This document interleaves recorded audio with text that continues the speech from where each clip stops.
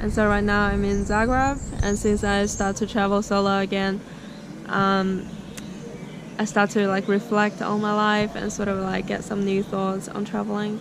So it's kind of like a random gibberish talk, but just like the random things that's going through my mind. And I started to question a lot of things, like what's the purpose of traveling, or is it actually a good thing to travel solo?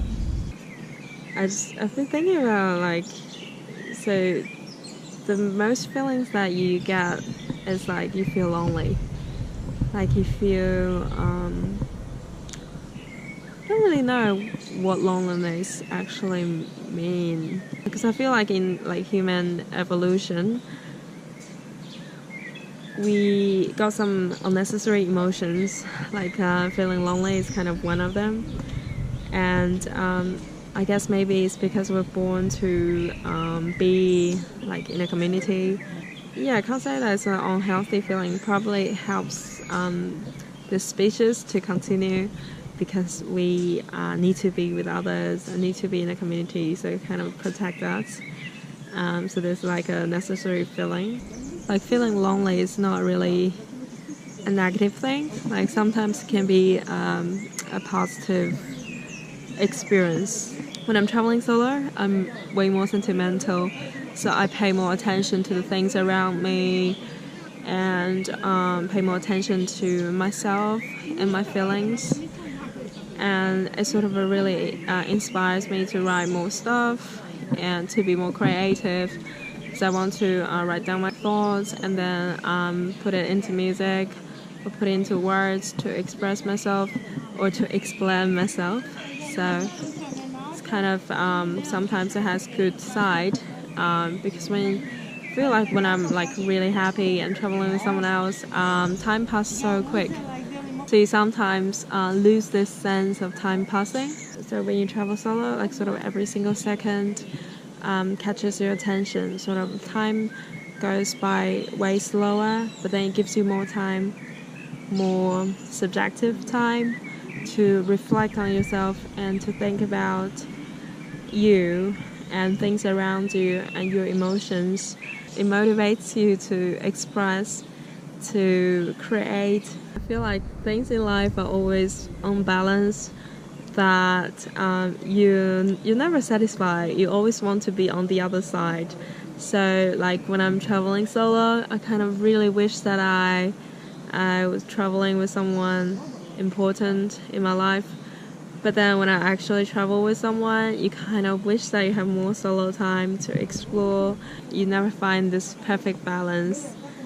I met some people in the hostel that they've been in like a relationship for really long, and so they decided to take like a 2-week break and just to travel on their own for the first time.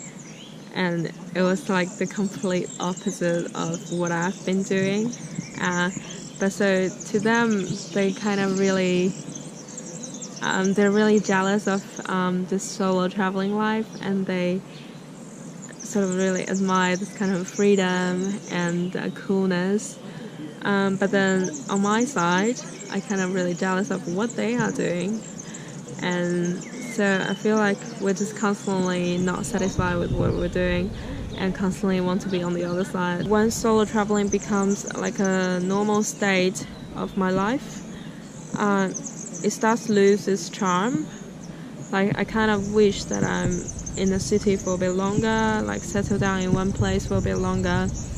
And the places start to get quite similar, as in like you travel one country in Latin America, it kind of resembles some other countries in Latin America, even though the architecture, the food and the cultures are different, but still you find similarities between cities and between places. I don't know, I kind of start to question that, is it worth taking off things off the list, because there's so many endless things to explore on the list. And I start to question that, why do I want to keep this traveling life? Like, is that an escape from my normal life? The things that are most unforgettable are actually the people I've met and the stories I've had. So what city, what culture, or what kind of tourist spots that I've been to don't really matter that much. It's more like the experiences I have had. But then it will bring back to the question that with traveling or without traveling, I'll still get the same experiences or meet people. Back in hometowns, I'll still meet people and have new experiences, and they're memorable too. I start to feel that I want to settle down in one place for a bit longer, like for a few months or for some years. It kind of gives you better experience than just go to new places and ticking off things from the list.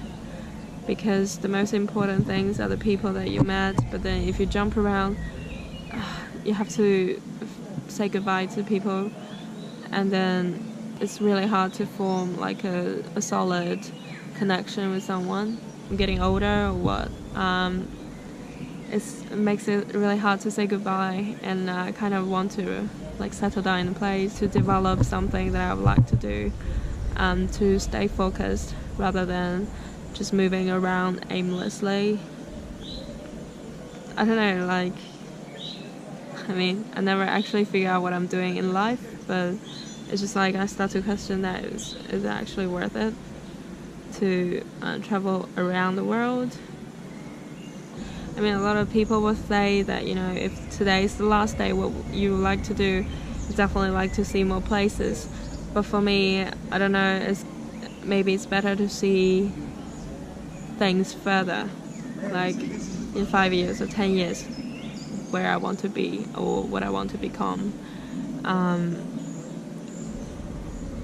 I think there are like two kinds of happiness, like the short-term happiness, what's happening right now, and the long-term happiness, that what you're committed to, that can give you more happiness in the longer run. And I think maybe right now I start to want to focus more on this kind of like happiness in the long term. And definitely then you have to give up some short-term enjoyment, because you need to commit to things. But I kind of think that it's a good investment to do that. Probably didn't make sense at all. It's just like a lot of random thoughts. But kind of like it's good to just put it down into words. And then when I look back, probably I'll think about it and then have some other thoughts when I get older or when I have more experiences. I don't know if you can ever relate to those thoughts, but yeah. So that's what's been happening in Zagreb.